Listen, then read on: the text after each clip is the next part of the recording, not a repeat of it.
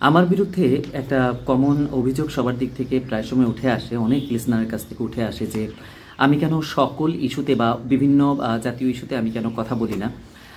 দেখুন, একটা বিষয় আমি একটু ক্লিয়ার করার জন্য ভিডিওটা তৈরি করছি যে সবাই সব ইস্যুতে কথা বলবে না, সবার সব ইস্যুতে এক্সপার্টাইজ নাই, এবং হচ্ছে যে প্রত্যেকেরই একটা নির্দিষ্ট জনরা আছে। এই জনরার বাইরে গিয়ে সে এই আলাপগুলো সব সব ইস্যুতে আলাপ করাটা তার জন্য সহজও হয় না। আমি একটা ফোকাস ধরে রেখে কাজ করতে চাচ্ছি। আমার এই ভিডিও তৈরি করাটা is part of my activism, এবং আমি সেই জায়গা থেকে মনে হয় যে প্রত্যেকটা ইস্যুতে চাইলে আমি কথা বলতে পারি, এবং তার জন্য আমাকে প্রচুর সময় দেওয়া লাগবে। আমি একটা ফুল টাইম জব করি, আমার ভিডিও তৈরি করে আমার আসলে ইনকাম হয় না। সো আমি সেই জায়গা থেকে আমার পেট চালানোর জন্য আমার যে ইনকাম জেনারেটিং অ্যাক্টিভিটিস করা লাগে, সেই অ্যাক্টিভিটিসগুলোর কারণে গতভাবেই আমি সব ইস্যুতে কথা বলতে পারি না। আমার লাস্ট ভিডিওতে আপনারা সবাই অনেক ভালো একটি রেসপন্স করেছেন। আপনারা miss information, disinformation, man information নিয়ে আপনাদের সচেতনতার জায়গা আমার ভালো লেগেছে, এবং আমার মনে হয়েছে আপনারা এই আলাপটা ইন্টারেস্টেড। সো এখানে আমার মনে হয় যে আপনারা আগ্রহী থাকলে আমি আপনাদের জন্য একটি ডিটেলস ভিডিও তৈরি করতে পারি। একটু লম্বা যাবে ভিডিওটা, মিনিমাম 15 মিনিটের হবেই, যদি আমি miss information, disinformation, man information নিয়ে আলাপ করি। এগুলো আসলে কি এবং কিভাবে নিজেদেরকে আপনারা এই ধরনের মিস ইনফরমেশন স্প্রেডিং থেকে আপনারা নিজেদের সুরক্ষিত রাখতে পারেন, সেই টেকনিকগুলো নিয়ে আমি আপনাদের সাথে আলাপ করতে পারি, বা আমি কোন প্রসেস ফলো করি ডাটা কালেকশনের ক্ষেত্রে আপনাদের সাথে সেই প্রসেসগুলো নিয়ে আমি আলাপ করতে পারি। যদি আপনারা চান প্লিজ কমেন্ট বক্সে আমাকে জানাবেন। পাশাপাশি আরেকটা তথ্য একটু দিয়ে রাখি যে খুব সম্ভবত আমার ফেসবুক পেজটা ডাউন হয়ে যাওয়ার সম্ভাবনা আছে।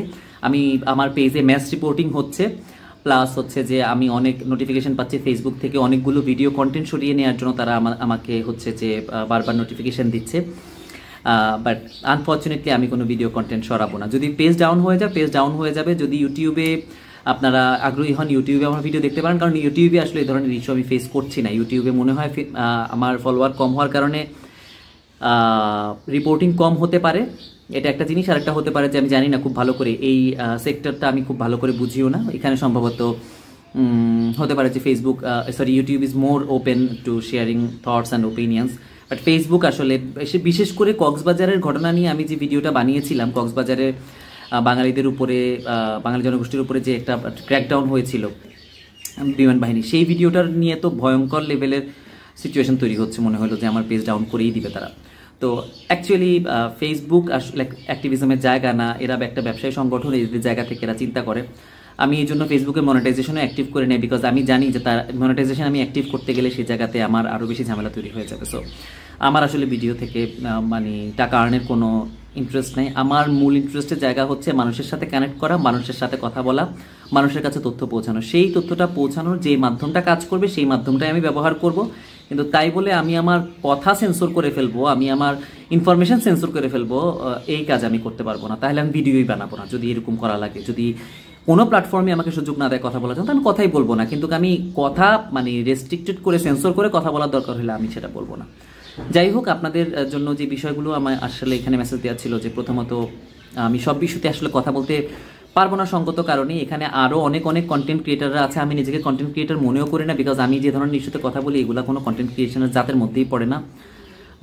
আমার ভিডিও কোয়ালিটি জঘন্য, আমার ভয়েস কোয়ালিটি জঘন্য, আমার প্রেজেন্টেশন কোয়ালিটি জঘন্য। সেই জায়গা থেকে আমি শুধু ইনফরমেশনটারে বেস ধরেই আপনাদের সাথে আমার পুরো সম্পর্ক তৈরি হওয়া, এবং আমি সেই জিনিসটাতেই প্রায়োরিটাইজ করতেছি যে I am committed to my follower, to my listener, যে আমি অথেন্টিক ইনফরমেশন শেয়ার করবো, আমি কোনো বায়াসড ইনফরমেশন শেয়ার করবো না, কোনো মিথ্যা তথ্য, ভুল তথ্য বা অর্ধসত্য তথ্য আপনাদের সাথে শেয়ার করবো না।